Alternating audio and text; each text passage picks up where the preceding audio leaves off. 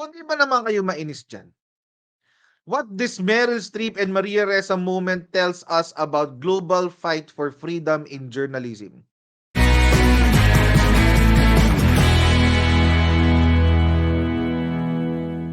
Welcome po sa ating Coach Jarret Live. At mga kaibigan, good morning, good afternoon, and good evening kung nasaan man po kayo, sa isang parte man po kayo ng mundo. It feels good to be back in the studio, mga kaibigan. I'm very, very glad na tayo po nasa studio na muli. Na-miss ko tong studio ko no, nakakabigla mga kaibigan dahil 2 araw pa lang. 2 araw lang naman ako hindi nakapag-live dito sa studio ko. Parang miss na miss ko talaga siya. Miss ko yung yung ganitong setup. Parang although syempre na pati pa nga yung pati yung paggawa ko ng mga vlogs ginawang tsismis, Diyos ko. Sabi nagpapalit na raw ako ng content. Hindi po ako nagpapalit ng content. Nagdadagdag ako ng content, mga kaibigan. Yun po ang ganap. Nagdadagdag ako ng content.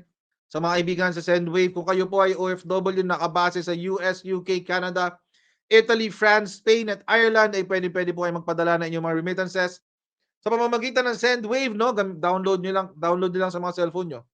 Download niyo lang sa mga cellphone niyo at mag-register kayo at pwede na kayo magpadala sa GCash, Cash Pickup, and banks nang walang fees, mga kaibigan. Wala pong remittance fees yan. At mga kaibigan, kung kayo po ay gagamit ng kayong promo code na Coach Jarret, ay pwede kayo makakuha ng $10 free credit. So, gamit naman ng Sendwave, mga kaibigan, para sa inyong remittance needs. Ayan. At maraming salamat muli kay Director Daryl Yap at kay Senator Amy Marcos sa pagdala po sa amin doon sa Ilocos Norte, no. Na-enjoy po namin lahat ng kanilang ini-offer po sa amin at yung training po sa paggawa ng content. Yung training po sa paggawa ng content, yun po ang sa palagay ko pinakamahalaga na natutunan ko dito sa sa biyahe na 'to. And nakakatuwa rin, mga kaibigan, na na-explore ko yung ibang estilo ng paggawa ng vlog, no? Hindi lang po tayo yung ganitong setup, studio setup, live stream, etc., etc. Never ko po kasi nakita yung sarili ko nagagawa ng mga travel vlog, food vlog, etc., etc. Pero parang ngayon nakikita ko na siya. Parang ngayon nakikita ko na siya. So baka expect more, mga kaibigan, of that format. Of course, not all the time kasi syempre marami tayong ginagawa. But whenever I can, mag-upload ako ng mga travel or food vlog doon sa isa nating channel, o yung Coach Jarret Vlog. So, don't forget to subscribe to that channel din. Okay? Visit na visit agad ako, mga kaibigan. Kasi, last week to nangyari, pero ngayon ko lang narinig itong panghihimasok ng mga banyaga sa ating kultura, sa ating justice system, etc., etc., yung mga kinokomento tungkol sa ating bansa at ating rule of law. Mga kaibigan, medyo nakakainsulto na. Nakakabaliw na to, nakakainsulto na. Ito, mga kaibigan, papakita ko sa inyo. Kung di ba naman kayo mainis dyan, what this Meryl Streep and Maria Ressa moment tells us about global fight for freedom in journalism. Ito po ay balita ni Spot PH. If I'm not mistaken, si Spot PH po ay kasama sa Inquirer. Parte po yan ng Inquirer, si Spot PH. I could be wrong. Basta parte siya ng isang dyaryo, isang pahayagan. Ito si Spot PH.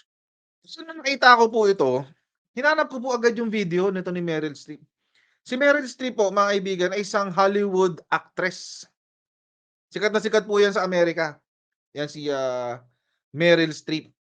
Yan. So mga mga katsokaran to ni George Clooney tsaka ni Amal Clooney.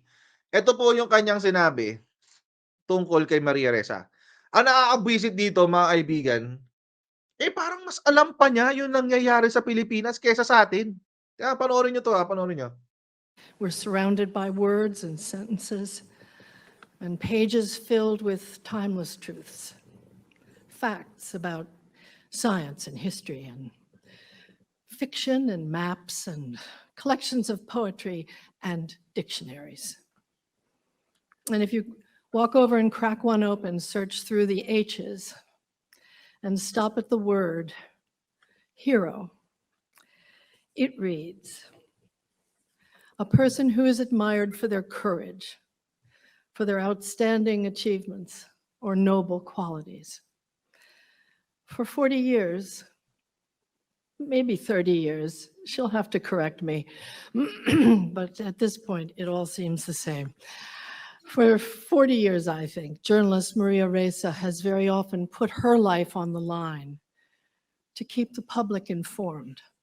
That's She reported about the rise of terrorism in Southeast Asia. She ran the CNN bureau in Manila and Jakarta, and she created and founded the Philippines online news service site, Rappler. Like too many nations in the world, the Philippines has been bending ito to. and breaking the rules of law, and it has added itself to the growing collection of nations with authoritarian leaders. But Maria was relentless in her exposure of President Rodrigo Duterte, his corrupt regime, its violations of human rights, his use of widespread state-sponsored murder as a means of curtailing the drug trade. She told the truth, and he called her a bitch, and he made a rape joke, and he had her arrested multiple times and had the courts convict her. Still, she refused to shut down her site. And with each arrest and charge, she has become more committed to her work. A challenge wakes me up, she says, cheerfully. The hell? You don't know who you are until you have to fight for it. Currently, she's facing indictment, 7 different suits. When she goes back, if convicted, she could spend the rest of her life in prison. And by this time next week, when we all go back to our regular routines, Amal saving the world, George getting his hair dyed or whatever it is he does during the day, Maria will be back at her desk in the Philippines. And she could stay here, you know, she could. She could seek asylum, but she goes back to do her job. Uwi siya dito. Criminal She's siya. investigating leads, she's gathering facts, composing the words, the sentences, the pages, verified stories, so we, the world, can know the truth. Winner of the Nobel Peace Prize last year, she wears a big target on her back and a bigger smile on her face. She says, you don't know what freedom feels like until you almost lose it.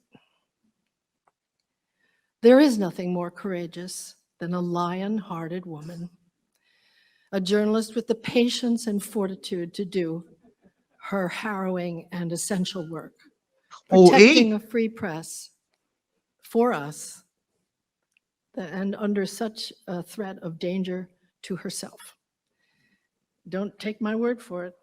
It's in the dictionary. It says she's a hero. Hero? Hero daw si Maria Ressa? And ito yung nabuisit ako talaga na part. Ito, yung tungkol sa Pilipinas. For 40 years, I think, journalist Maria Ressa has very often put her life on the line to keep the public informed. She reported about the rise of terrorism in Southeast Asia. She ran the CNN bureau in Manila and Jakarta, and she created and founded the Philippines online news service site, Rappler. Oh, fake news site. Like too many nations in the world, the Philippines has been bending and breaking the rules of law. The Philippines has been bending and breaking the rules of law. Paano mo nalaman? How would you know? Were you able to come here and talk to people? Diba? Mga kababayan?